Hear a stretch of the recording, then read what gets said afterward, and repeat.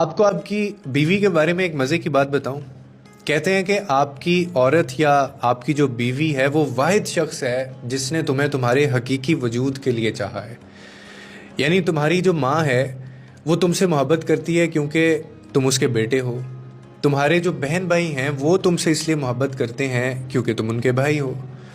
اور تمہارے جو بچے ہیں وہ تم سے اس لیے محبت کرتے ہیں کیونکہ تم نے ان کو پیدا کیا ہے, تم ان کے والد ہو.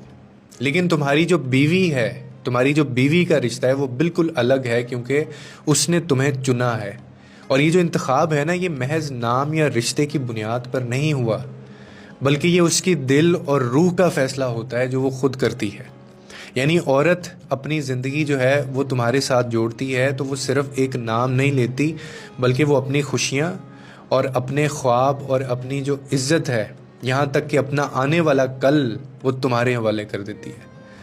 اور اس کا یہ جو انتخاب ہوتا ہے نا, وہ اس کی قربانیوں کا آغاز ہوتا ہے.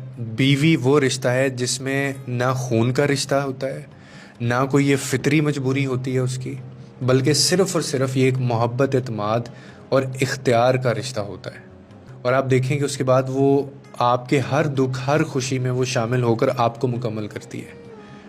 یعنی ماں, بہن, بچے یا باپ, یہ تو ایک فطرت کا حصہ ہے نا, یہ تو فطرت ہے یا فطری یہ وہ جذبے ہیں, یا آپ کہہ لیں کہ فطری مجبوری ہے.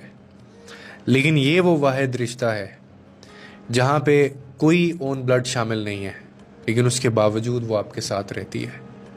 سسرال میں بہو پر کیا الزام لگایا جاتا ہے؟ سسرال میں بہو پر ایک الزام لگایا جاتا ہے کہ یہ اپنے سسرال کی باتیں اپنی ماں کو جا کر بتاتی ہے. تو کیا ساس اپنے گھر کی باتیں اپنی شادی شدہ بیٹی کو نہیں بتاتی؟ بتا دے کیا لکیروں میں